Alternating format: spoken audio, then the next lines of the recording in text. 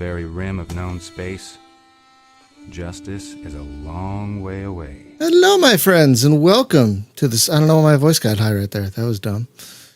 No one needs to hear that. Hello, my friends, and welcome to the Space Game Junkie podcast. I, as always, am your co-host, Brian. Joining me always is your co-host, Spaz. Hello. I'm glad you're feeling better today.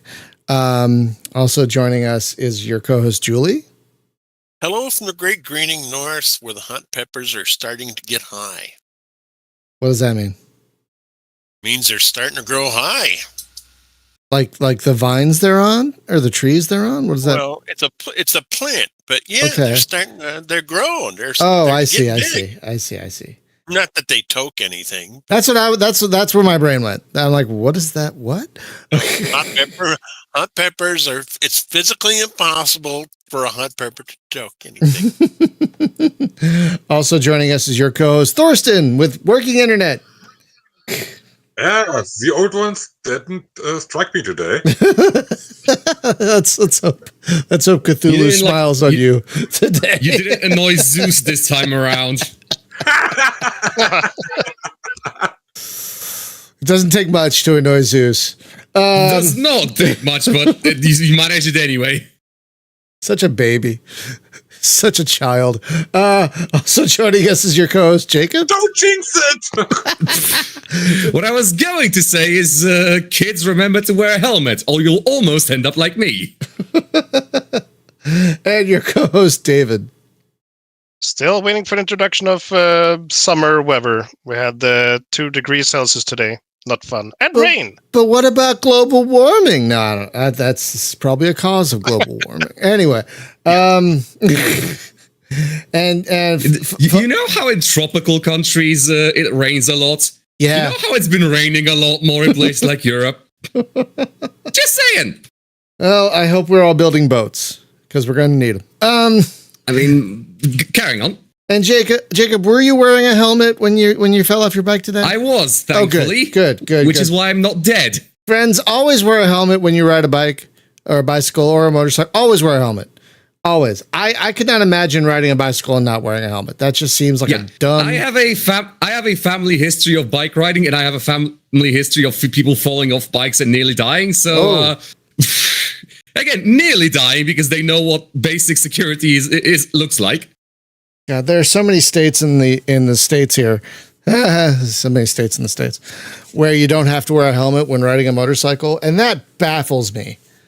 Well, you can. You just become an organ donor. Well, it's just like I know people don't like being told what to do, but have you seen what happens to a motorcycle accident victim? Like, anyway, just remember that in the U.S. people didn't necessarily want to wear seatbelts. Oh God, I know. Oh God, we've always been stupid. And they had to have seatbelt wearing campaigns through the 1990s. I know. So I know. Yeah. Government can't tell me what to do. If I want to die in a car crash, that's my business. Anyway, we've always been stupid, everybody. I know a lot of people are like, why are Americans so stupid?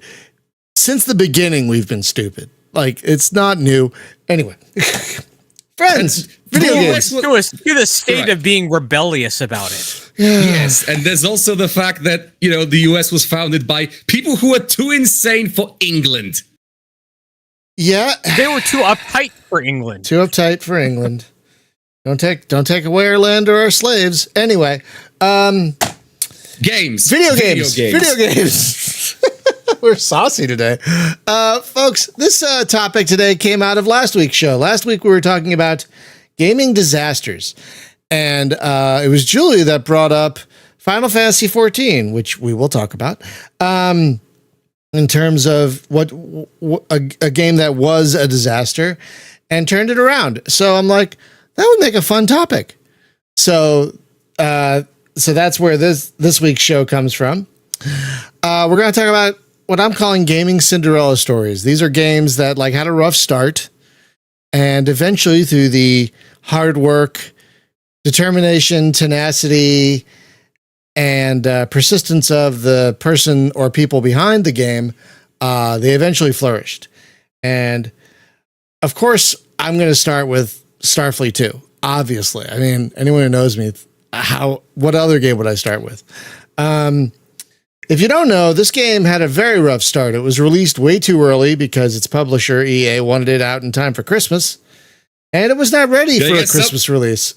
I guess some things don't change, do they? They don't. They really, really don't. So it was buggy. It was incomplete. I think people refunded it. It eventually got patched to a decent state within the next 2 years, but by then the damage was done. It had a reputation for being an undeserved reputation for being a bad game, and it wasn't a bad game. It was an unfinished, underwhelming, undercooked game. Yeah. So it really had a rough start, and for years that this reputation as being this broken, unfinished thing, which is really sad because it's an amazing game. But eventually, the developer got his 486 fixed and started working on it again back in 2018. And the result is last November, the 2.0 version of the game came out and still has some bugs. We're still fixing little things here and there, but it is a much better, dramatically more playable. Saying that as one of the game's, not primary, but one of the game's testers. Yeah, it is 1,000% better. It's got huge quality of life improvements. The core gameplay was already excellent, but now you can actually play it to completion without the game crashing during a planetary invasion or not loading a save game or things like that. The game was plagued with problems when it was released early. So this is one of the first games I thought of when we thought about this topic, because it really has been a Cinderella story. It's really turned around, and now a lot of people like it. The Starfleet 2 Discord has people on it talking about how much they love the game, So this had to be my first choice because this game has really done a turnaround, and really it's all thanks to not only the playtesters but the game's lone developer Trevor. He has been, I don't know how he does it. He has 3 jobs. He's a teacher, he's a rocket scientist, and he works on this. I don't know how he does it. I think he's just that good. I couldn't do one of those things, let alone 3. I could. So yeah.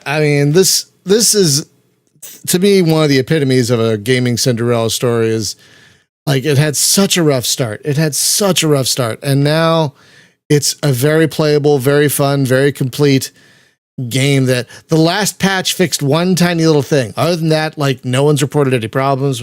I think we're at a place now where it might be safe to call it. We're close, I think, to calling it as really fully done.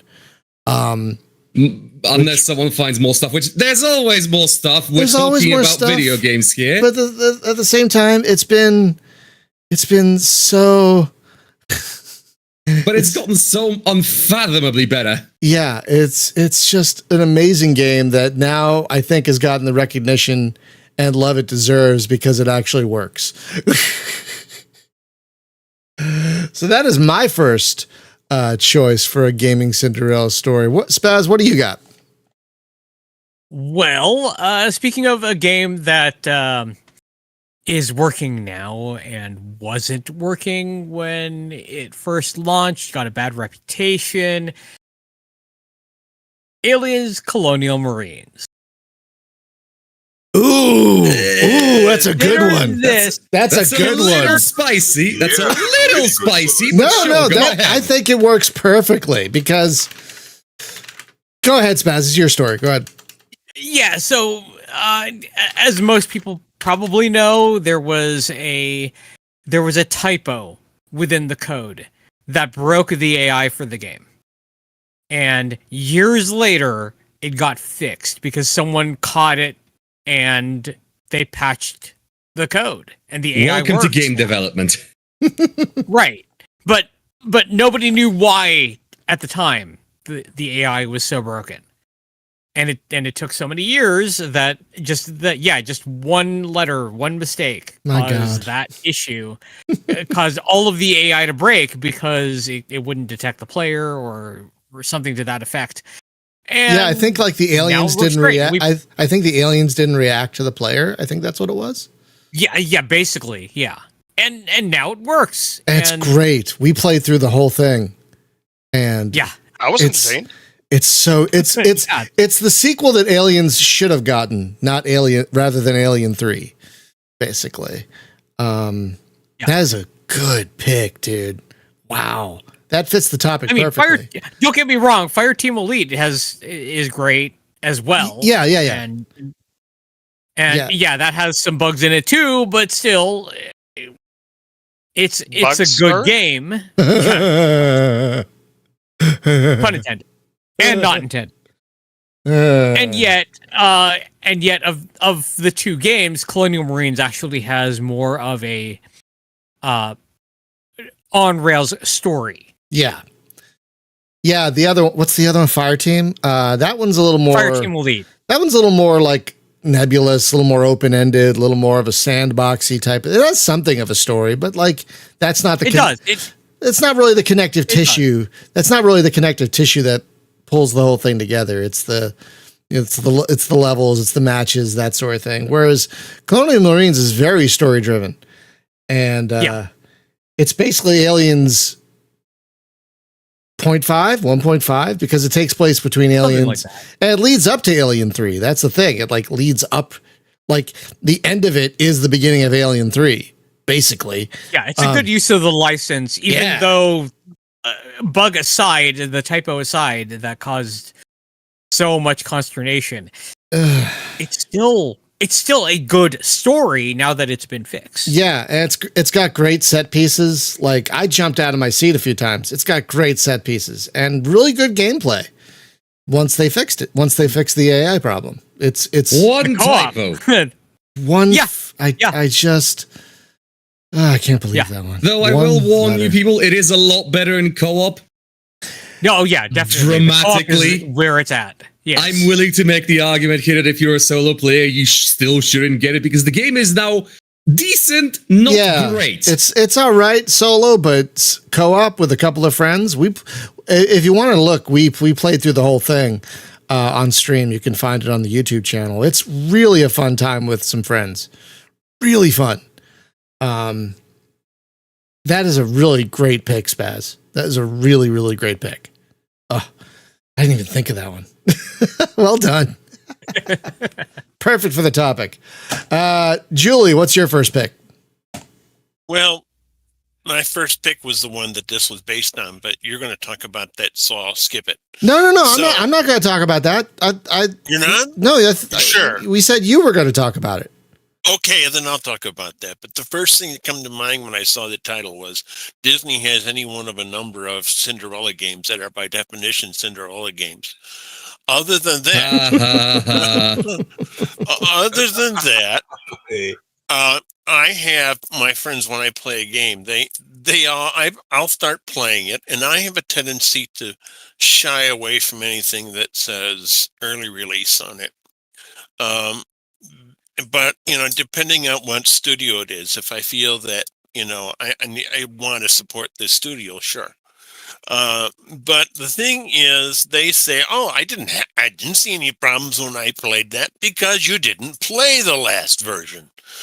And Final Fantasy XIV, I understand, I wasn't there when it first came out, was so horrendous that the CEO apologized for it himself. Wow. And they were going to redo the entire game, and what I find amazing is they worked the Cataclysm into the lore of the game so that it fits perfectly. And as you play throughout the game, there's references to this. And in fact, there's some place where they say, well, this never recovered from the Cataclysm. And I really appreciate the fact that they said, we understand this is bad. We admit it. We're going to fix it. Everybody play free until we're ready to shut down the server.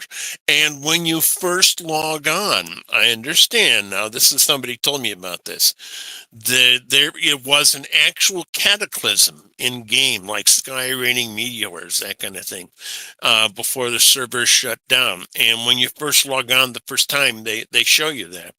And that's why I appreciate this, because there are so many things I've come to appreciate about this game. Is this morning when we had our bi-weekly call, David was one, and a few other people talking about EVE Online, and I quit that because I got tired of the griefers.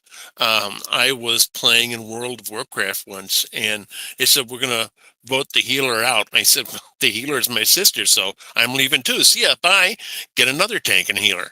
And yet, when I play Final Fantasy 14, all I have to do is say, this is my first time here. And people are real nice about it, just show you what to do. They say, if there's a guide, they say, maybe watch this first, we'll wait for you. And I've never had anybody once mistreat me in Final Fantasy 14, unlike every other MMO I've ever played. Also, what I appreciate is the fact that once you roll a character up, you don't have to change your character to start on another character class. The only bad thing about that is if you cannot then repeat the whole main story quest, because the game is really well written, and I really appreciate that. And I was talking with, name dropper, right, with Scott Hartzman once, and he's one of his main complaints about writing is he said that people would just kind of come on, click, left click to win, and click past all the story. And I'm just as guilty of that as the next person, until finally someone said, look, they redid this game. The story is fantastic. Start to read these things. And it is. And from what I've seen is that the difference is night and day. It's really amazing. And I appreciate any storyline that destroys the world not once, but twice. Now, I know it doesn't get entirely destroyed because they're coming out with another DLC, but I'm in the DLC now, which is all about the destruction of the whole world. And don't tell me how it ends. So Final Fantasy 14 it's my pick. That's an excellent pick. I'm glad you brought it up because that game has had such a journey, a really amazing one. I might be over my burnout soon because thinking about playing, I'm like, oh, that sounds kind of appealing. So maybe I can get back to it soon.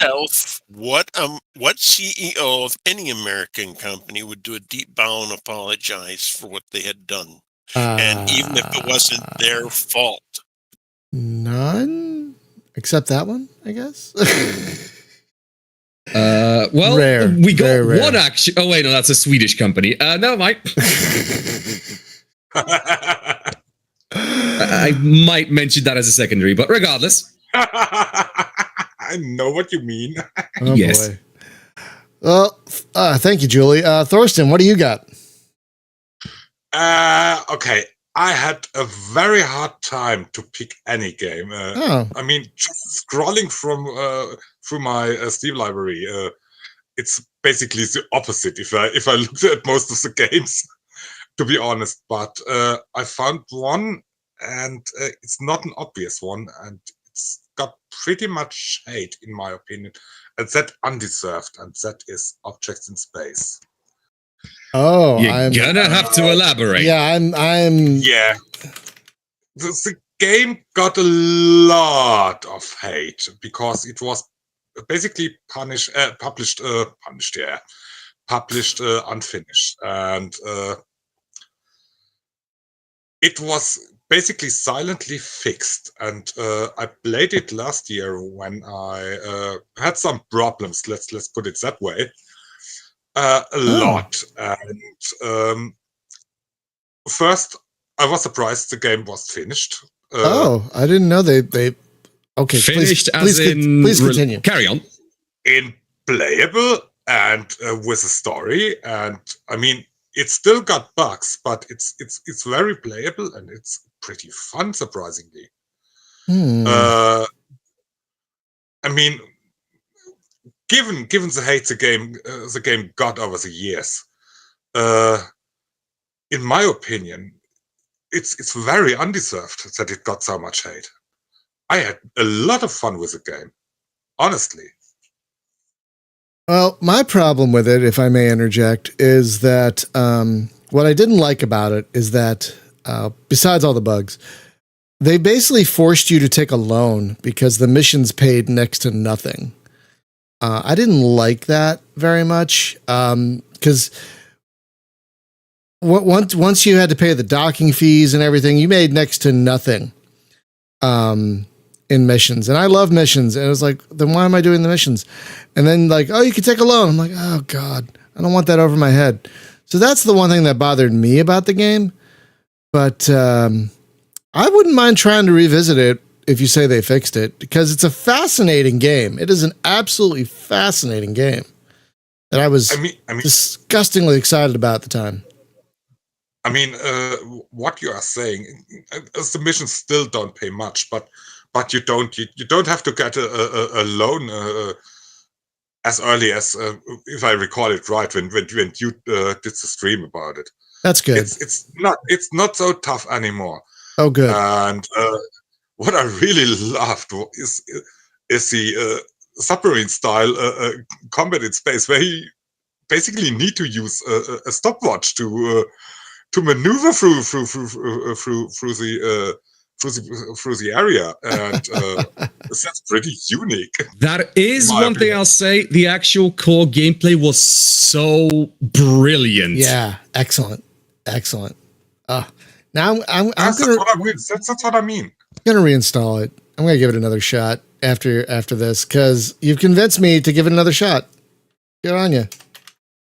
I'm taking your word for it. Yeah, it's actually good. I'm taking your word for it. I'll reinstall it after the show because I don't want to use bandwidth right now. But I mean, it's always subjective if you like something. But I did really like it a lot. I mean, alone the cassette style 80s style of the cassette futurism, as is apparently a technical term. Yes. Yep. Is simply great in my opinion. I mean, not many devs use this style. Oh no, it's wonderful, and how the UI is a part of the world and everything. Just, I know there's a word for that, but I can't remember what it is. Didactic? Diegetic. Thank you.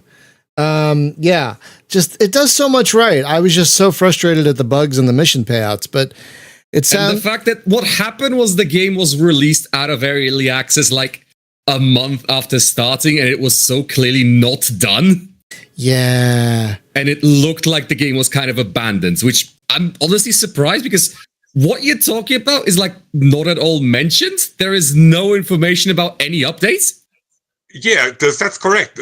That's why I was surprised. Actually, Luke from the server mentioned it once to me and said that it was fixed, and I had to try it because myself. There was never really a word mentioned in like the Steam announcements. Anything, nothing. Nothing.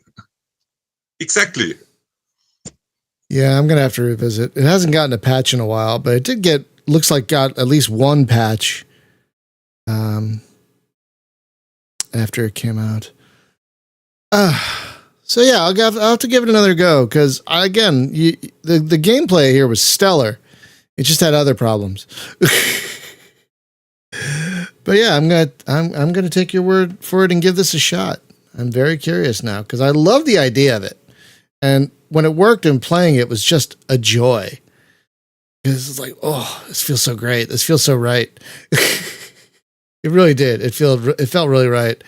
And now I gotta retry it. Let's see.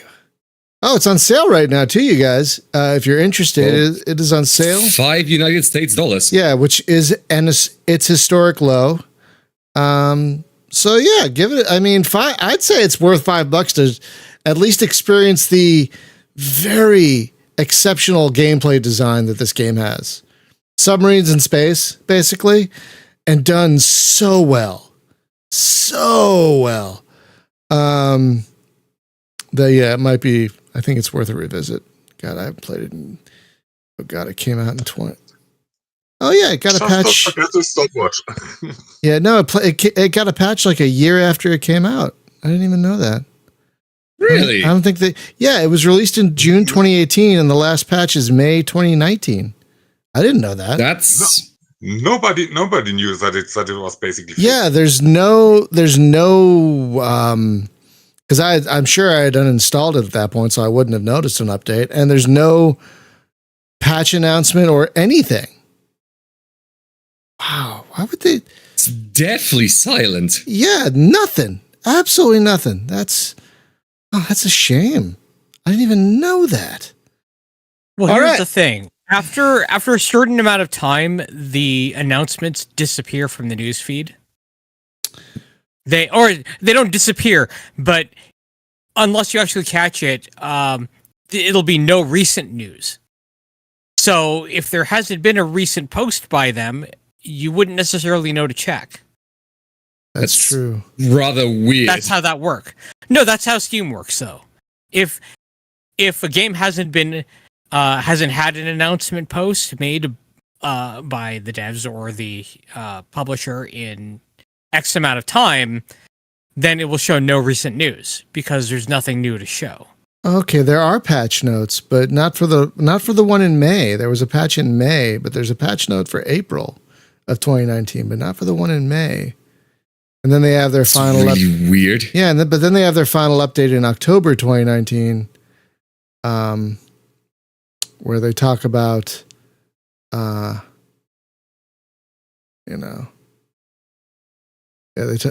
they basically do a little post-mortem. I'll post it here in the chat.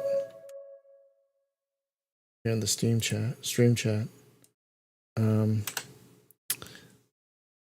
they talk about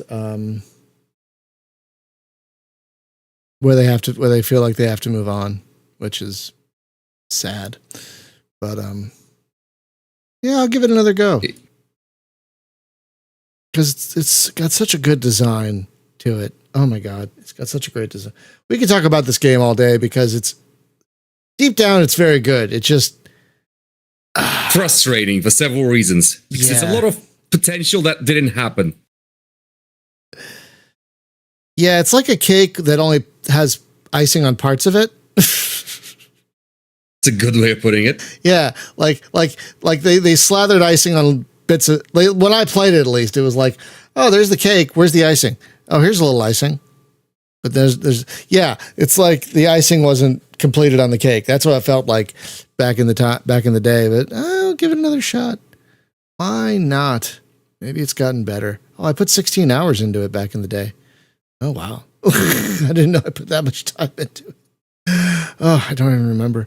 All right, Thorsten, that is a really interesting pick. I have to admit, a very unexpected pick.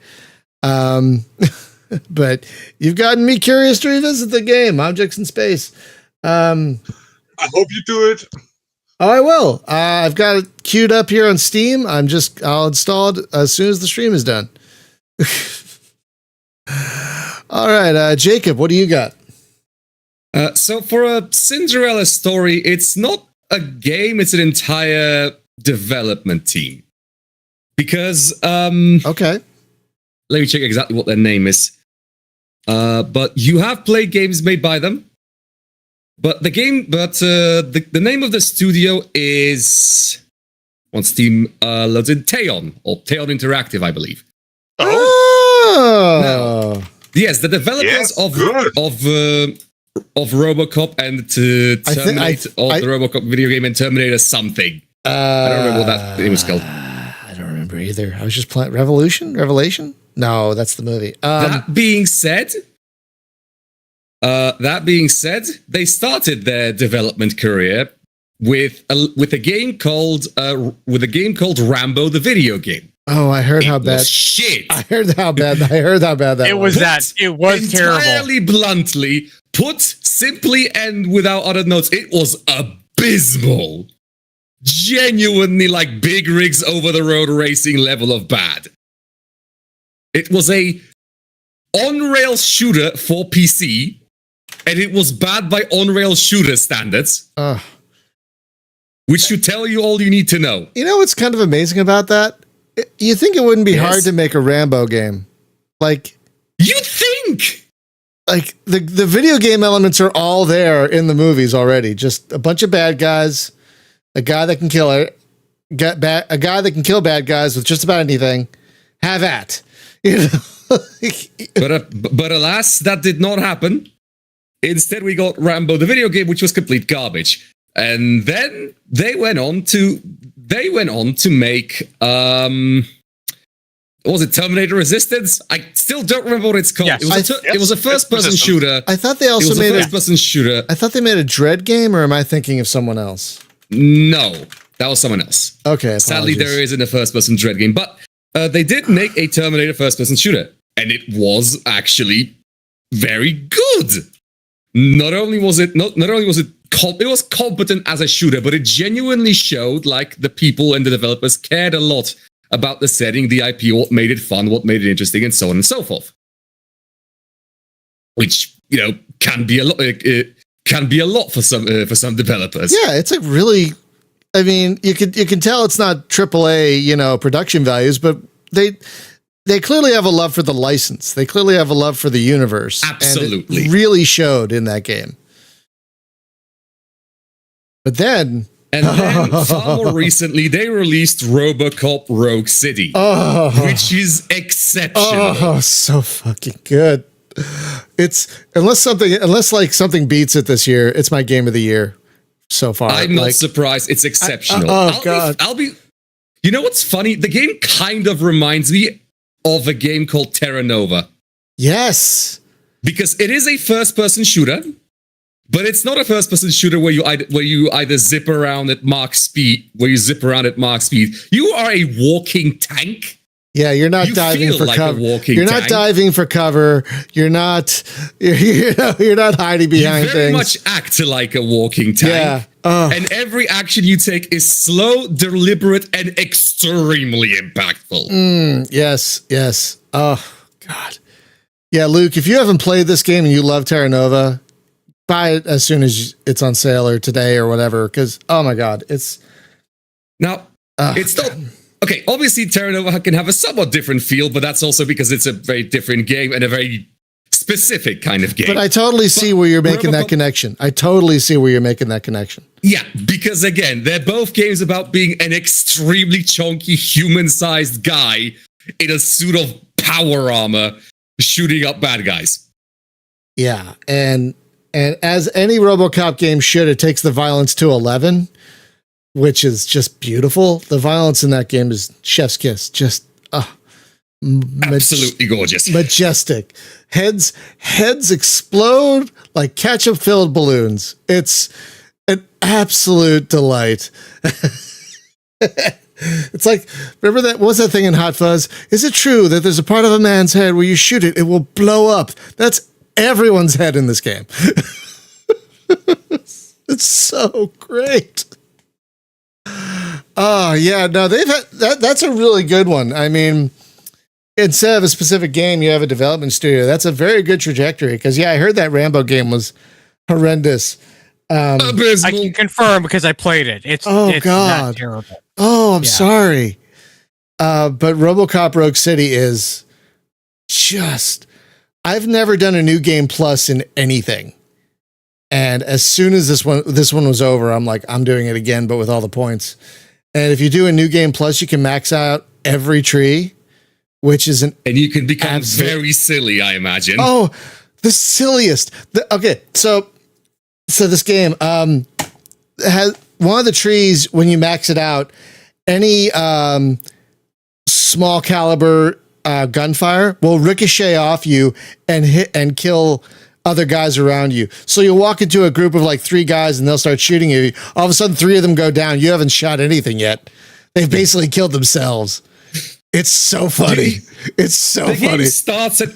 The game starts at power fantasy and goes up to 12. Especially when you could like upgrade your gun so it never needs reloading. So funny. Infinite ammo. It's so funny. It becomes there are other guns in the game, but eventually you're like, why? I never used it. Hey, why would you use anything but the iconic RoboCop gun. Especially when you could upgrade it to like add extra gore. That's one of the upgrades. Oh, right. It adds extra gore. You get the bloody mess perk from yes. from Fallout. Yes, and it's amazing. It's that's a good pick because I what they've done with RoboCop is just, oh my god, it's put me on a RoboCop binge. Like I watched the movie again. No, it's weird. It's really good. I watched the movie again. I'm watching other RoboCop things. Like, I'm on a RoboCop binge right now because of this game. That's how good it is. Anyway, that's a good pick. That's a very good pick. I love their trajectory. I'm so happy for them. I really think I thought about Dread is because now everyone wants them to do a Dread game. Like that seems to be the next. Yes, because it would be really sick. That seems to be the next logical step. Like they clearly have a theme, and the theme is like, you know, old action films. Like old, like you get the idea. And you know, Carl Urban would return to voice Dread in a heartbeat. 100%. Can you imagine? Because they got Peter Weller for the fucking RoboCop game. They got Peter Weller for RoboCop somehow. And he's just like it's an old pair of shoes. It fits right back in, you know, just slides right back in. It's like perfect, you know. It's like the man never left. Exactly. So I can't imagine Carl Urban would say no to doing a Dread video game. Oh my god, can you imagine? Oh, a Dread video game. It would be an awesome game. All you would need is one mega tower. Like it would just be. That's all you would need. The Dread film from 2016 was one mega tower and Dread with his gun with, you know, all the fancy weird ammunition types. Which, by the way, is a brilliant way of introducing variety. You just have the one like gun, but you have like 7 quintillion ammunition types. Hot shot. I said hot shot. Now I want to go watch that movie again. Oh god. It's really good. Oh, it's such a good movie. Such a good movie. Yes. Are you ready?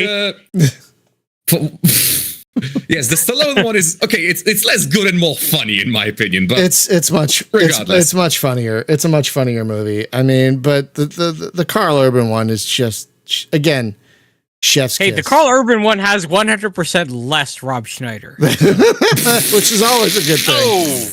Always a good thing. 100%. Shots fired. 100%. Always a good thing. Oh no, he's terrible. It's a good idea that it. Yeah. The only reason, what was the other Stallone movie that he was in that I can't, the one with Wesley Snipes. I'm totally blanking on the name. Demolition Man. Yeah. The only reason Demolition Man was good, even though Schneider was in it, is because he was barely in it. Like, yeah. That's like the only reason that movie survived, I think. Well, no, it was actually a good movie too, but like they really limited the Schneider, which I think made it a better movie. To a necessary minimum. Yeah, very. So he was back barely to video games. Back to video games. That's a great. After our admittedly relevant, like old action films tangent. Yeah. Yeah. Tan Interactive, if you ever hear this, please do a Dread game. Please do a Dread game. Please. So David, you know you can make a good game, so go. Yeah. So David, did you pick a Did you pick a thing? Yeah, I've been trying to think. If not, we can circle back to you. If not, we can circle back to you, and you keep thinking on it. That's totally fine. I have a second pick. Yeah, sure. Go ahead. Okay. So my second pick should also be kind of obvious for anyone who knows me. I'm going to say it's Warhammer 40,000 Inquisitor Martyr. Now, really? Well, when that game came out, it had problems. It had a very different upgrade mechanic that didn't really work very well. You couldn't look at your inventory and change things while in a mission. You can only do that before and after. So like if you bought a gun just to try it out, you'd have to start the whole mission. Then like, oh, I don't like this gun. I guess I have to do the whole mission with this gun now. Fine. Like the core gameplay was there, but the core gameplay was there, but they still needed to. It really did need more time in the oven, and eventually they did a massive 2.0 upgrade, which reworked the entire upgrade system, reworked the entire inventory system. You could actually now look at your inventory while in a mission. So if you didn't like this gun, I just picked up this gun. Let's try it. Like any other ARPG, basically. It made the cover, like they really wanted it to be this slower, like cover-based tactical ARPG, which worked a little bit, but not quite enough. Not quite. So they pulled back on the need to use the cover stuff. So no one ever uses it now. It's still there. You'll still see it pop because up. I'm a nerd. No, I mean, it's fine. I use it every once and again, like for a very particularly difficult boss that I'm playing 10 levels above me. But I rarely use it. But it's still there. But like the game has gotten so much better. And the fact that it's still being supported, I think 6 years after it came out, and we're getting another DLC apparently later this year. That's pretty impressive. I think we've gotten two DLCs at this point for it. And we're about to get a third. And I mean, I've loved it from the beginning, but they've just made it better and better. And they just added a patch that lets you play all the seasons whenever you want now. So if you like one particular season, you can just keep doing that one, or you can play with all of them if you want. They still need to do a few more things. Like now that you can play every season, they need to add more character slots. And they are going to bring an offline mode at some point. They have said they're going to do that. Fingers crossed. Yeah. I mean, I think that's going to be very important. Yeah, David, there's a cover system. I know you don't really need it, but it's there. But yeah, I think the game, like it started, it had a great foundation, but it started off a bit rough. Like I think they really wanted to differentiate themselves from other ARPGs while not realizing that a lot of ARPGs have certain things because it works well. And there's a reason a lot of ARPGs have these things. So they eventually been like, fine. And they rejiggered it and they made it a lot better. They tried to be fancy. It didn't work out and they realized their mistakes. Yeah, they tried to do their own spins. Some of it worked, some of it didn't. They realized what didn't work and changed it for the better. And I got to say it's good on them. And they're still making games. They just released another King Arthur game. They're still kicking. So good on them. And they're still doing stuff with this game. So yeah, I mean, I think this game is a Cinderella story because it started off a bit rough and has turned into my favorite ARPG, which people still give me shit about, but whatever. It is. I mean, I don't. I think it's really good. Yeah, but I've gotten it from other people. Like, how could that one be your favorite? I'm like, there's a lot of reasons. But anyway, but yeah, so that is my second pick. I think it's turned into a terrific game, and it goes on sale fairly regularly. You can get the whole kit and caboodle now for like usually between $9 and $11, and oh my god, so worth that. I would say get it on sale if you have any interest in ARPGs and you don't have it already, because it's got the best violence in any ARPG I've ever played, and I've played almost all of them. I think there are a few generic like strategy first ARPGs I missed in the mid-aughts, but I've played almost all of them, and it's got the best violence in any RPG. Grim Dawn is close in terms of its visceral violence, but nothing beats just the puddles of blood you leave on the floor in this game.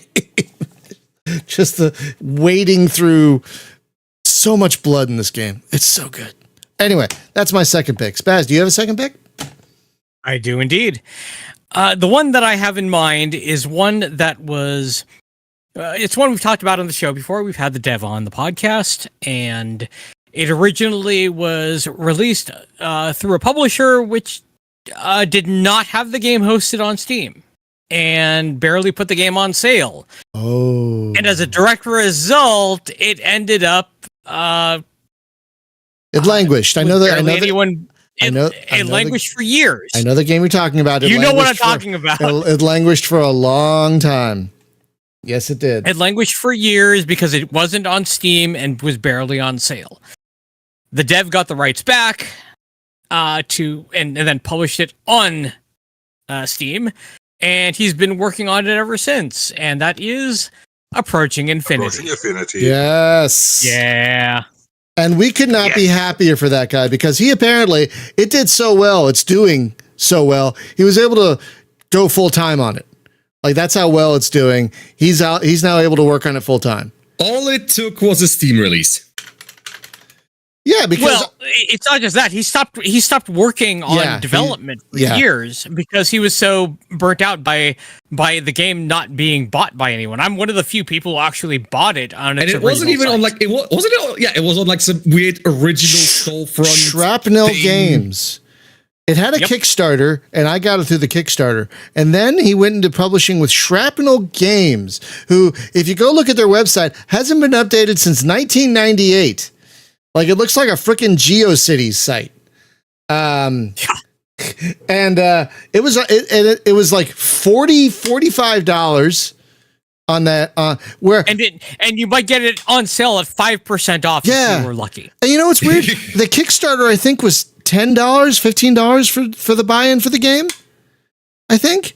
Like, it wasn't a lot on Kickstarter. It was like much less than they sold it for on Shrapnel. And like, no one bought it. Well, maybe you. I mean, I did, but I'm one of the few people who did. Very few people bought it. Excuse me. Very few people bought it on Shrapnel because it was. I mean, it's an amazing game, as you all should know. But yeah, that's a great pick because he just gave up on it for years, and then once he got the rights back, it was. He worked on a couple other games in that time, but but just not on that. Yeah, exactly. And Approaching Infinity, by the way, exceptional. A roguelike, an actual roguelike. Yeah, probably maybe the best space roguelike. Like, I can't think of a better one. Maybe there is. But in the classic style of roguelike, that's probably... Because if people go, FTL fast, they're like... We mean actual roguelike inspired by the game Rogue, please take you. And that is the one thing I'll allow myself to be a snob about. Not an FTL-like. Exactly. Not an FTL-like. Exactly. It is an actual roguelike, and it is exceptional. And he keeps adding stuff to it. He's a machine. It's already really good. I know, but Planets used to be one screen for the entire planet landing area. Now there's dungeons. Now it had caves that you could go into that effectively were dungeons, but now it has more of them, and it has multi-layered planets, and it has space station wrecks you could get into. There's so much good stuff. Yeah. It's basically really one of the best games I ever played. Yeah. For this list of games that fit this criteria, I'd say that's one of the better examples in recent memory. Excellent pick. And no one could be happier for the developer than us because he is such a good guy. He is such a nice guy. And we had him on the podcast. Exceptional fellow. Yeah, really, really fun guest. And we are just through the moon for him because now he works on this full time. And if you don't own Approaching Infinity, you guys just freaking buy it. Like, it is best in class roguelike, like space, ground, space station. Rex, all procedurally generated, and there's role-playing elements.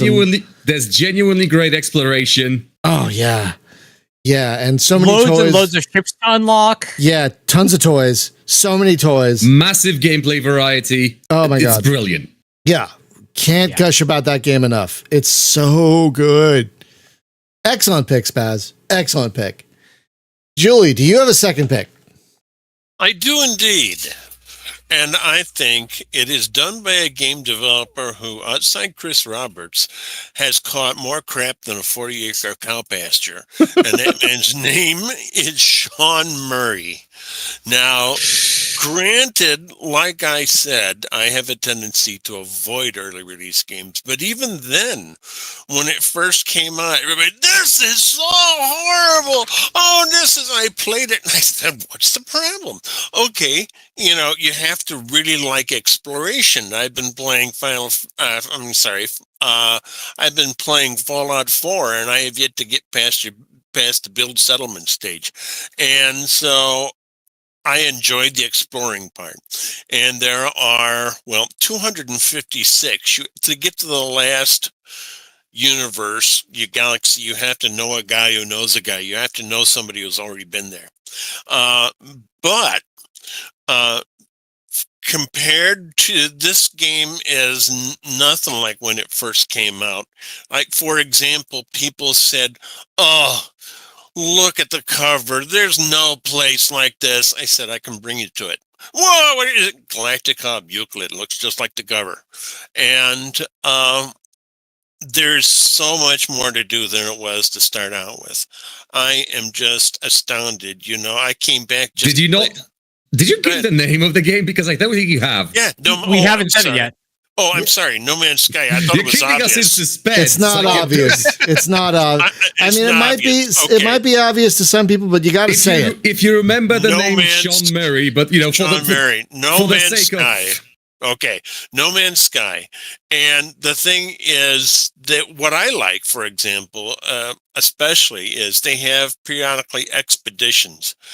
And I'm glad they've concentrated more on this because it's like a limited time thing. There's always some really nice rewards, and sometimes there's crossovers, like you got the frigate Normandy at one point, and it's hard to run out of things to do.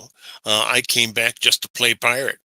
And there's all kinds of Radiant quests, and if you like to explore like I do, there's a lot to this game. So I think this, like Final Fantasy XIV, is one of the games that sort of embodies turnaround as far as reestablishing their reputation. And just like Grandma used to say, reputation is something that's easy to lose and hard to get back, but Sean Murray has done it.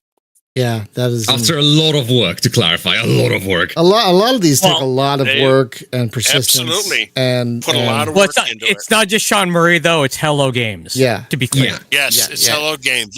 It's the whole team. You're right. But he caught a lot of crap at the start, and whether it's just as some say he got too excited, he wasn't ready for a lot of PR, but in the long run, they delivered on everything he said. Here's the thing: he wasn't media ready, and that's a big issue there. The other part of it is that once the initial backlash hit, the studio decided to just go heads down and just get into the work and announce stuff when it was actually ready or close to ready, so that they weren't overpromising anything.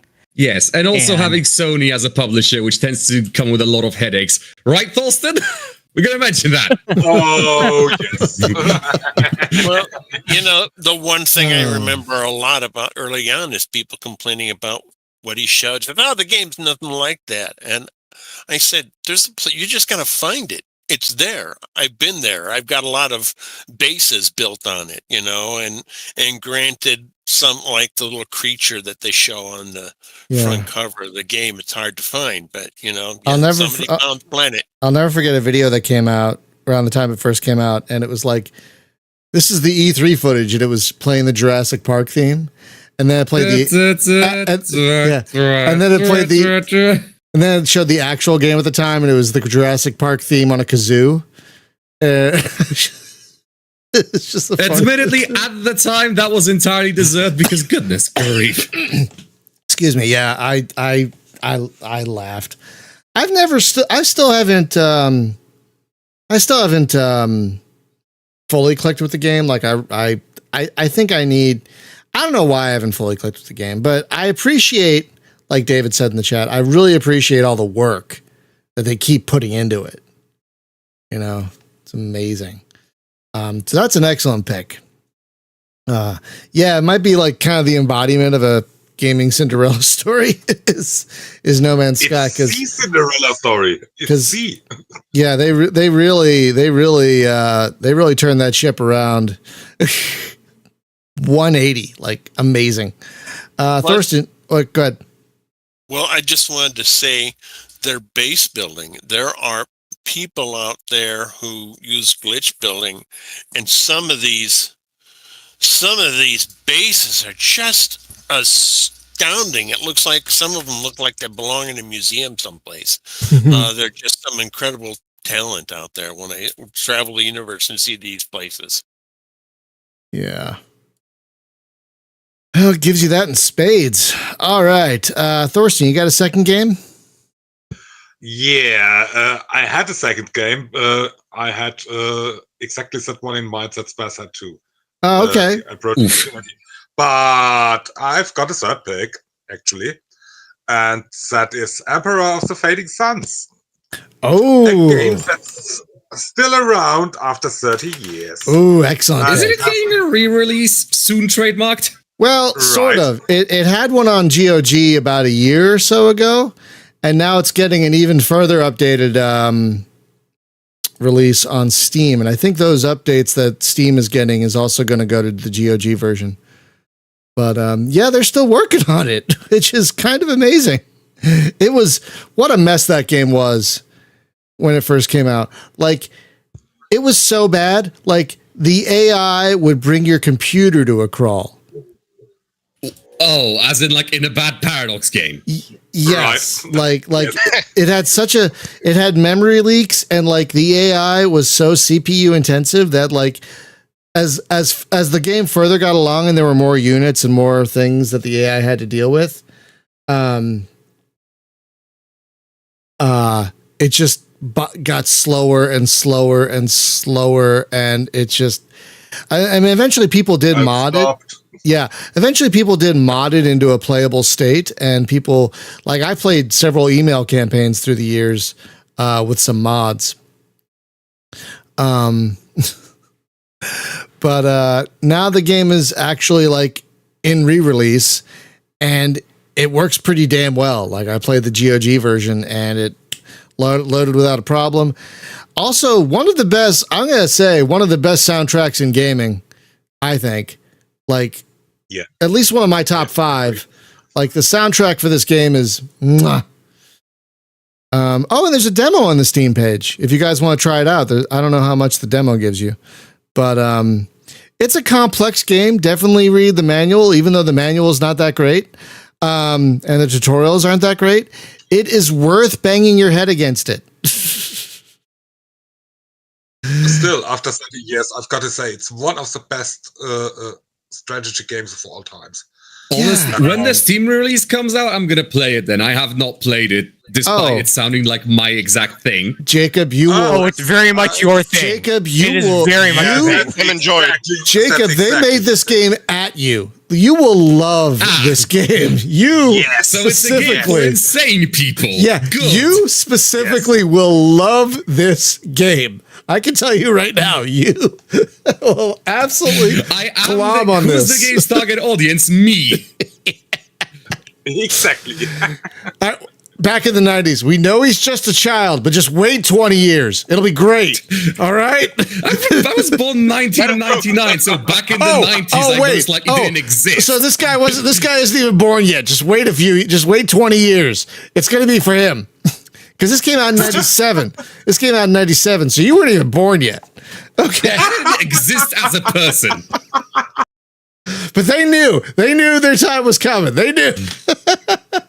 Splendid. I was predestined. It's a prophecy foretold. Let's put it this way, Jacob. You've got not just ship combat, but you have transporting troops, planetary landings, planetary fights on top of that, and then you have all the politics there on top of all of that.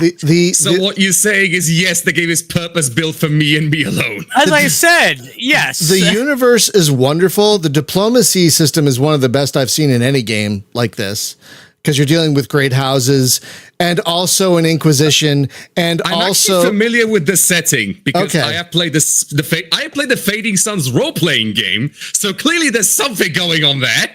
I got into the role-playing game because of this game. And my first GM was a person who spent a full decade GMing Fading Sun specifically on and off. Oh wow! So it's a wonder.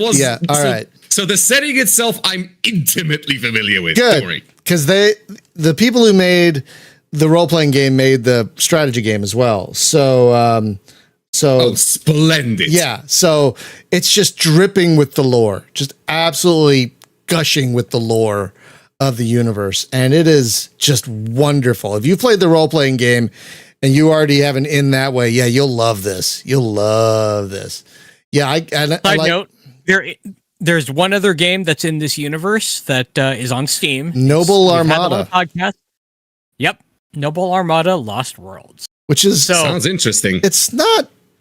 It's not. I would say not as good as Emperor of the Fading Sun. No, I feel like I've seen it before, but I've not played it. Gameplay is very different. Oh, it's never been on sale. What? It has never been on sale? Come on, that can't be right. It's always been $20? Oh my god, it's always been $20. I'm looking at the price history on Is There Any Deal? It has never gone on sale once. That's not good. That is highly unfortunate, it sounds like. It's not good. It also hasn't been updated since 2018. So it's a hard game to get into. If you're a completionist, then grab it. But yeah, if you have to have everything Fading Suns, yeah. But otherwise, get Emperor of the Fading Suns instead. It's really good. From what I can gather, it's again, Jacob. Once this comes out on Steam, you will love it. You will love this. It's so fiddly in the jankiest way. Like, oh, I want that fort to build some sausage, and then I'm gonna move this crate of sausage from this fort to this city manually. Oh, and I need that sausage protected. No notes. I need that sausage protected. I'll group it with these soldiers here. And then, oh, they're going to get attacked by rebels. Oh no. It's just, there's so much going on. And it's not just rebels are coming for our sausages. It's not just one planet. You can have all these things going on multiple planets. Like, I want to take over this planet. We're going to transport our troops up to these transports, move them over to this planet, transport them back down, and then we're going to move them across this planet. Oh, I have to manage all these guys? There is an entire logistical subsection specifically for people like me. Oh, yes. Yes. Yep. Yeah. One thing you can turn on is planetary logistics. Yep. That was an option. Yep. So that all of your cities on the same planet will share logistics. If you have that off, you have to be a lot more micromanagey about it. So you can make it less insane if you want to, which yes, I'll see the level of insanity that is present. Oh, I would suggest you keep it on, because having to micromanage every planet that way, along with all of your city troops on every planet, drive even me living. Imagine multiple games of Shadow Empire at the same time. That's basically what you're talking about. If you turn that off, that's basically what you're talking about. And there is an upper limit to my insanity, and I think that may reach it. Okay, exactly. Jacob, it's basically Gary Crigsby kind of insane. Yeah, you know what I mean. But you could tweak you have a lot of options to tweak the game to make it easier or harder, and that's one of them. So it's really excellent. And like, again, the diplomacy between the houses and the guilds and the Inquisition is marvelous. Absolutely marvelous. Yeah. Oh yeah. And then, of course, you may want to trigger an Inquisition on one of your planets, because then you get to steal all their stuff. Yoink. Oh, it's fun. Such a fun game. Oh, yeah, Jacob, you especially will love this. I can't wait for you to get it. I'm excited about that. I'm excited to read your notes. I haven't seen you this excited since I thought of getting into Mega Fortress. Yeah. Really is a great game. Yeah, exactly. I just thought that, like, I was thinking of when you got Mega Fortress. I'm like, ooh, this is a game for Jacob. Ooh. That's a good one. All right, David, do you have anything, or should we wrap it up? It's no problem if you don't. Oh, Jacob, you don't have a second one yet, or was that your second one? No, that was Thorsten's second one. Do you have a second one, Jacob? Thorsten's second. I would like to. Okay, Thorsten, would you like us to cover some recent events? No, recent events. I leave it to you. Okay, so talking about corpos and stuff. Yes. So There's Take it this away. lovely little game you may have heard of recently called Helldivers 2. It's exceptional by itself, really good, really good. Oh boy! And yes, I will date this the stream somewhat because the events happened over the course of the last weekend. We are recording technically on May 8th, 2024. So the last 2 weeks the have game been was published by Sony, hence I was mentioning publishing by Sony and its consequences earlier on. You know, we're doing like foreshadowing instead of a payoff. That's how good we are.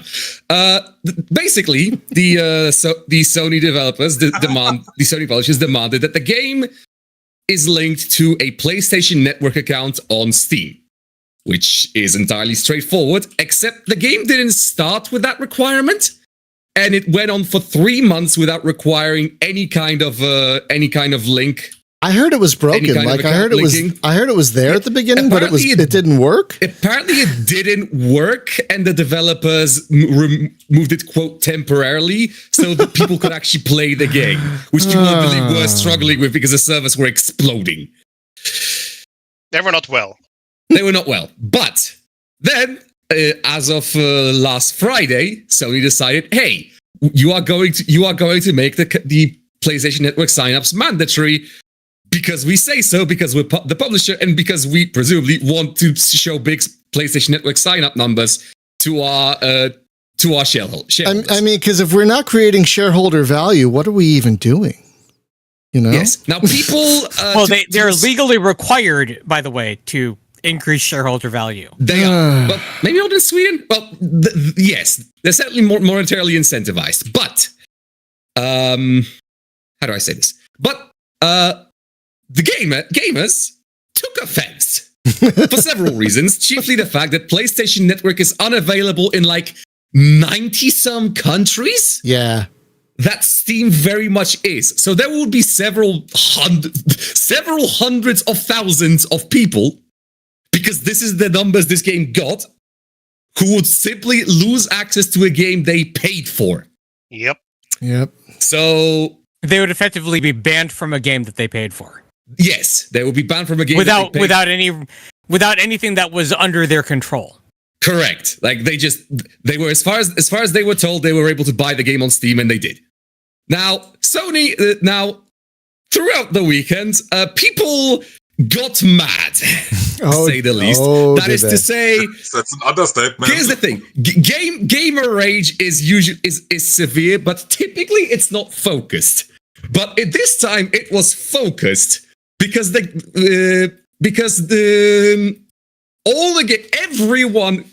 much everyone in the entire audience, so to speak, was getting in refunds, was sending out bad reviews on Steam. Yeah, I mean, was getting the word out absolutely everywhere to Sony, to everyone who'd listen.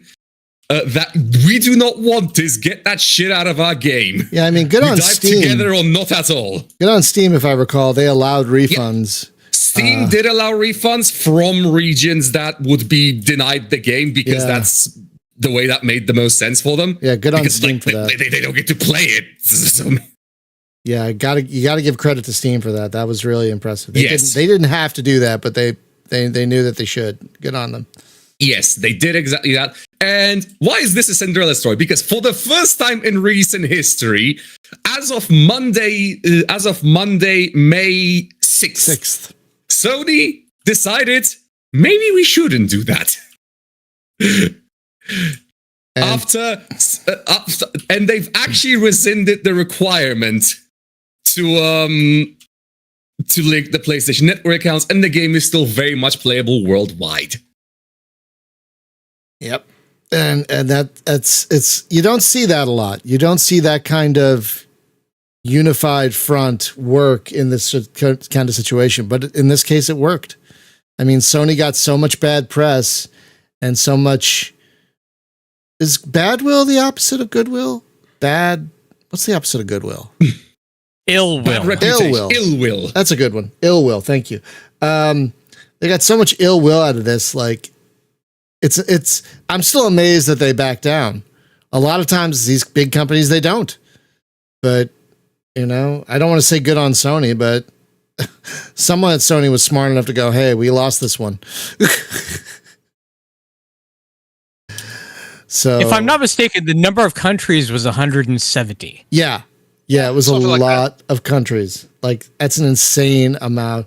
Like, and how did they not, what boggles me is how did they not realize that when they made this requirement? Line go up. Like, I don't understand. Yeah, it's literally that. It's they knew that if they forced this, people who could sign up for PSN, their numbers would go up. And they didn't really think or consider all of the people who would not be able to sign up for PSN because it's not due to, in some cases, legal reasons, in some cases, it's financial reasons that, for example, they have to be compliant to the laws of that country to operate there. It's just not available in all places. Yep.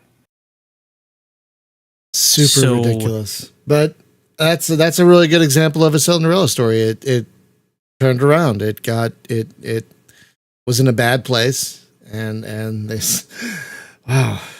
Whew. That's technically twice where Sony was involved and things got turned around. Yeah. Yes. I'm noticing a pattern here. Yeah. Yeah. This yeah. I mean, Sony's done some great stuff, but they've also done some not so great stuff. Sony and its consequences, yada, yada, yada. Yada, yada, yada. All right, Dave, do you have one or should we wrap it up? It's no problem if you don't have one. I get it.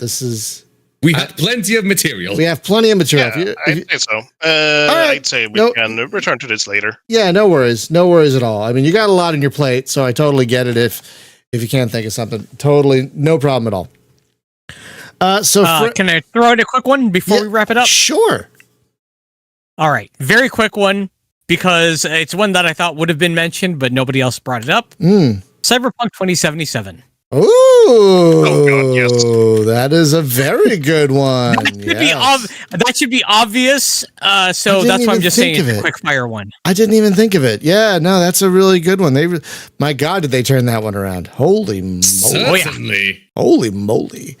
Like, I think the expansion, like, didn't it sell in the millions? The expansion, like, it was a huge. It was a huge hit. Deservedly so, because it's excellent. Oh my God. So good. That's a good pick. I don't know why. Yeah. I don't know why I didn't think of that one. That would have been an obvious pick, you'd think. Well done there. All right, friends, that's going to do it for this episode. Next week, we're just going to have one of our regular check-ins. We try to do that every 4 to 6 weeks, talk about how we're doing, talk about what we're playing, that sort of thing. And tomorrow on the stream, I just got a key for it, so I'm switching things up. We're going to try V Rising, the new vampire ARPG / survival game that came out today. Today in 1.0. Yeah, yes. Just hit 1.0. Just hit 1.0 today. So I was fortunate enough to get a key. So yeah, we're going to play that tomorrow. Jose, we are not doing the co-op streams anymore. I was a bit burnt out of them, and to be fair, I think you were the only one that was showing up. so not wrong, but yes, it was kind of we were getting maybe a couple dozen views on if that like, yeah, no one, there really wasn't much of an interest. So and I mean, if people really want us to do them again, they can request on the Discord, and maybe we can consider that. But no one really has, and I was also a bit burnt out. I'll be perfectly honest, I was a bit burnt out. So yeah, we shelved those for the time being. Maybe if I once again become unemployed and have more mental juice in my cup, we can return to that sort of thing. But yeah. So that's what's going on with that. So, yeah, I mean, it wasn't just EDF. It was like any game. We weren't getting a lot of people turning in. So, yeah, what are you going to do? If there's not interest, sometimes it's good to realize that, sometimes it's good to realize that something isn't working and you got to sometimes it's just folding time. Yeah, sometimes it's just a time to put things on the shelf. Maybe we'll come back to it at another point. I don't know. But so tomorrow we'll see you for V Rising. Have a great day, everyone. Be safe, be well, take care of each other. Please get vaccinated if you haven't already. Please. The pandemic's not over. We don't know when it's going to be over. Please get vaccinated. Wear your masks, because masks work. They really do. Get all your shots. Get all your vaccines. Thank you, as always, to our patrons that help pay for things like Restream, which is expensive. And with that, we'll see you. And wear a helmet. If you ride a bike, wear a helmet. That's a new thing. Maybe I'll add that. I think we're going to recommend. Maybe I'll add that to the ending thing. Wear a helmet. I won't say why. I'll just say wear a helmet. Yeah, that's a story there. We're not telling you what it is. That'll make it funnier. Wear your masks. Wear a helmet. I'm just going to say wear a helmet. With that, we'll see you back here tomorrow for